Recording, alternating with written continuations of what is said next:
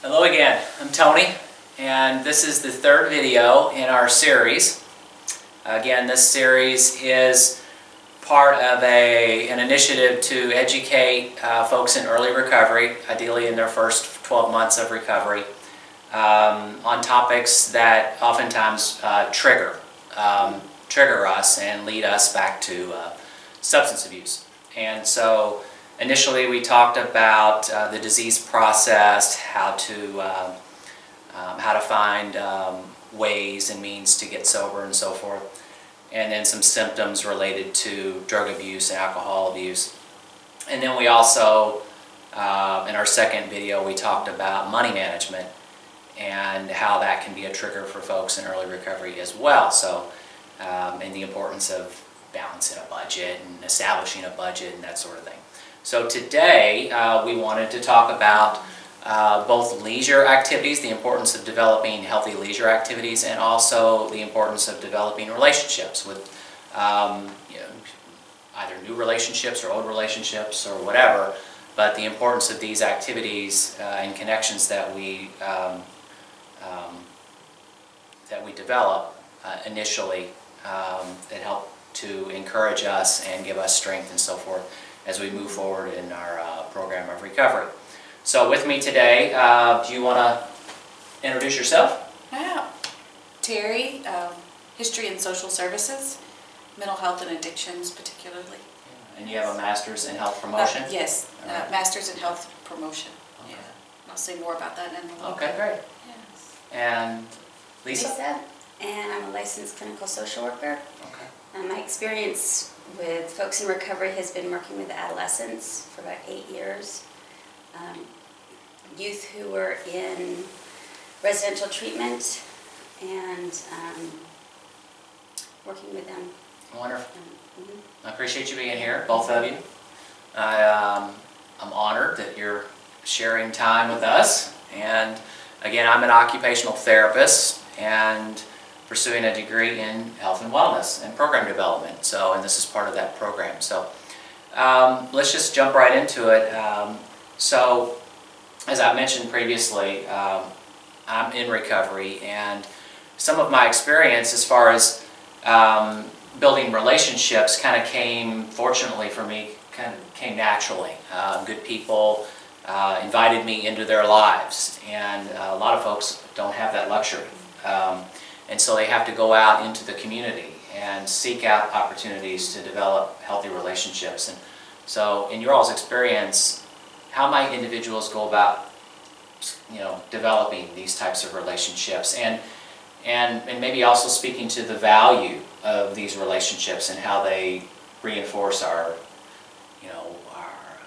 reinvigorate, really, re-energize our efforts to stay sober. And I mean, in my experience, the people that have been part of my community have given me strength. They give me hope and they give me strength and energy. Because if I was trying to do something like this on my own, I'd probably fail. And that's one of the reasons why programs like AA and NA and other young people's groups have been so successful, is because they foster this sense of community.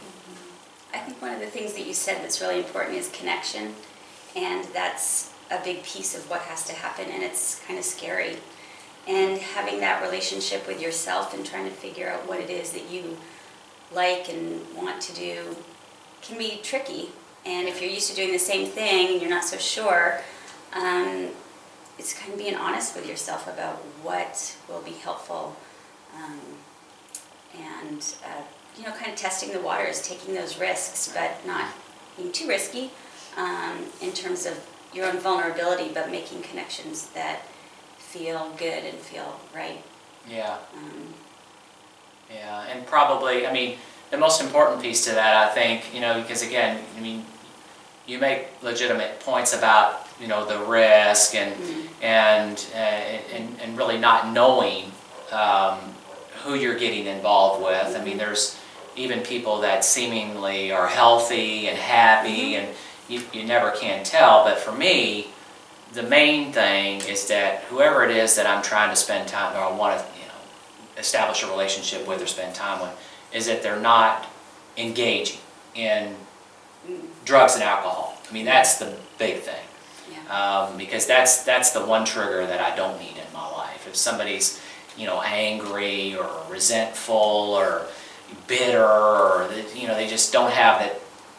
There's something about them that maybe is off-putting, or that I just don't find attractive. I mean, I can separate myself from that. I can choose to walk away from that situation. Yeah. But it's a little bit more difficult if they're pushing drugs and alcohol on me, and that's something, for me anyway, is an important consideration. Yeah. Yeah. Absolutely. Clean and sober friends. Clean and sober friends, yeah.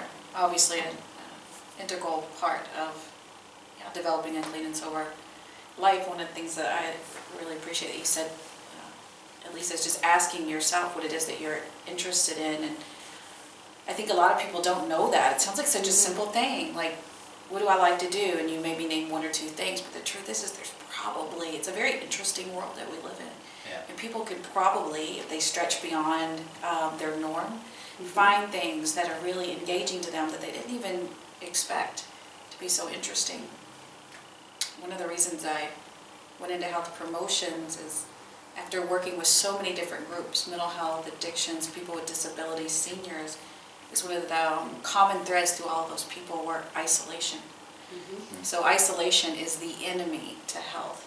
And to combat that, and if you're a person who's been spending most of your time getting high and sitting on the couch and watching movies, is getting off the couch and looking in animal shelters or churches or women's groups or men's groups or whatever it is that speaks to you, and you might have to play around with that to figure out what it even is.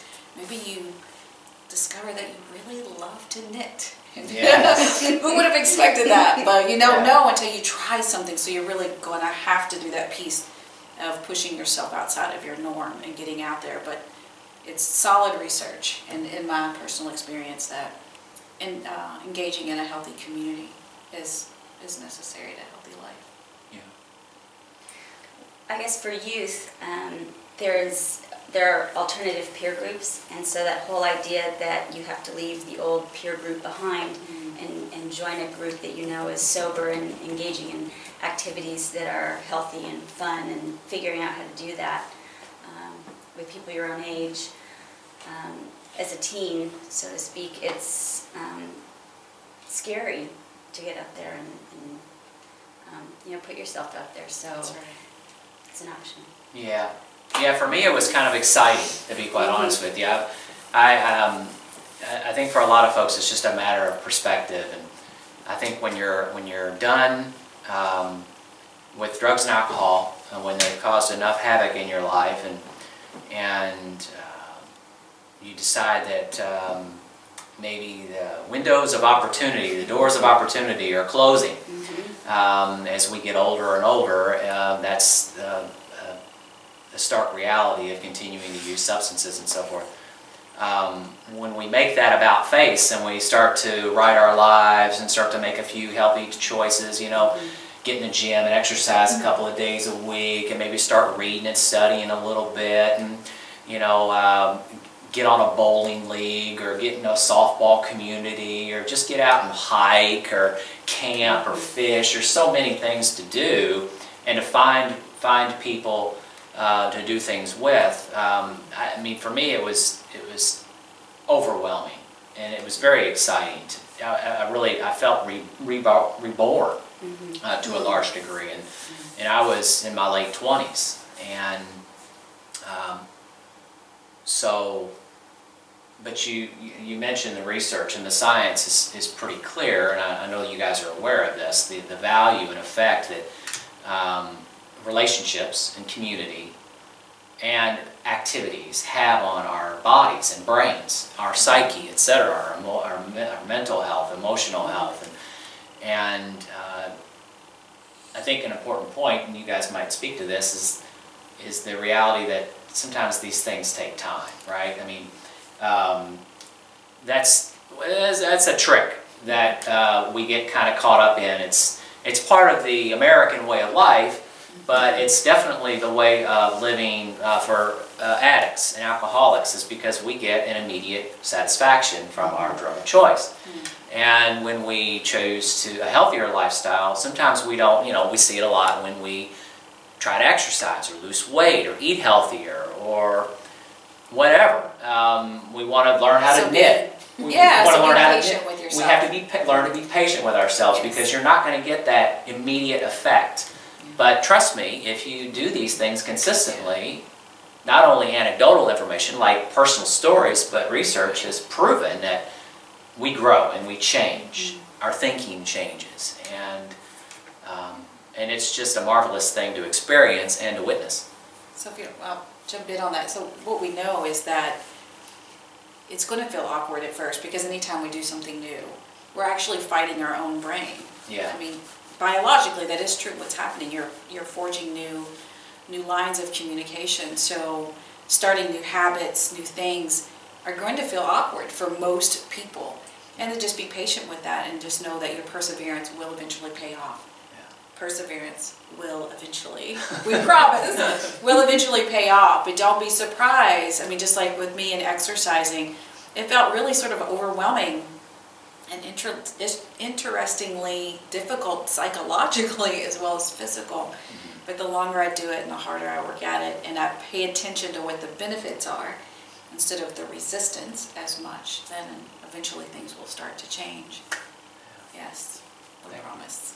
Yes. Yes. Just hold on. Any closing thoughts or ideas? Share. We want to keep this short. Part of our goal here is just to have a casual, brief conversation about some meaningful topics for us, but hopefully for the audience. Did you have? So try everything in your community that you can get, that's healthy for you. Because don't be afraid to walk away from things that don't feel enjoyable. Sure. Go to your pet centers, wherever it is, senior centers, and volunteer. And also to check out groups like, as far as developing relationships, some people are going to need some assistance with that. And Lisa and I have talked about that as well as we all have. Because what we've missed in adolescence, or people have missed in adolescence with what normal people are experiencing in dating, they may have to get in their 20s, 30s, and 40s. So there are groups like ACOA, Adult Children of Alcoholics, that can be helpful to people who are struggling with how to form those new relationships. And of course, most importantly, as we talked about, the relationship with yourself, the number one thing. So there's some groups that you've seen in your years? Well, I think looking for alternative peer groups, if you're a teen, it can be very helpful. And also considering sober coaches. Because it's an alternative. I think it's just more support, and I'll use a little support. So. And if folks don't know where to go for that, I mean, if you have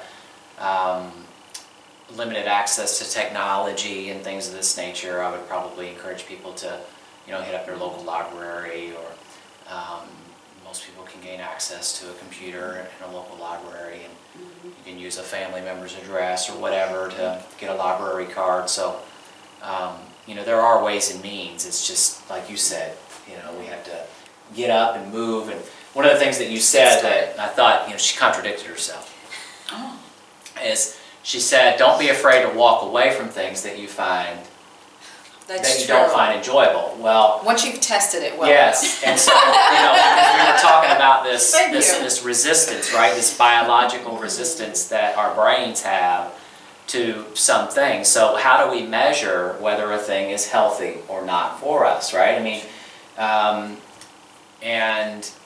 that's a tricky slope. That's a slippery slope, because for me, it's really about drugs and alcohol. If those things are not present, okay, I can deal with it, and I can judge for myself over time. One episode, one encounter with a group or an activity is probably not sufficient to make a significant judgment about its positive effect on me. I need to experience that over time, and then I get to decide, okay, this is not meaningful to me. I can you can walk away, but But anyway, I just wanted to mention that. Yes, that. yes, good, very good point, very because, good point. Because, yes. Yeah. I've just seen some people go out and you encourage people to try new things and they try something new and because that thing didn't feel right or work out for them, then they make this statement about groups as a whole. Yeah. Or that the communities just aren't a friendly place for them. They don't Sure. feel like. So just don't give up if something isn't your cup of tea. Give it an honest try, but if it isn't, keep trying. You will find some place that you fit in, whether it's AA, NA, ACOA, sober coaches. Google, church look, groups, ask around, church groups. There's somebody out there you can connect with, Yeah. no doubt. Yeah. And it's always been helpful for me to find a mentor, find a guide, find somebody that I trust, a individual or maybe a few individuals, and then go out and experience some of those activities with them. Sometimes that's a little bit easier, and then I've got a little bit more reassurance about my safety, because I know they're safe, they're sober, whatever, and I don't have to feel at risk if I'm going and engaging in some sort of new activity or new relationship or whatever. That's right. Very good. Thank you all so very much. Thank We you. appreciate your time, and we appreciate your time. And feel free to ask any questions or post any comments that you may have about any of the content, or if there's something that you feel that you want to hear more about, or if you have questions about, feel free to leave those comments. Thank you very much.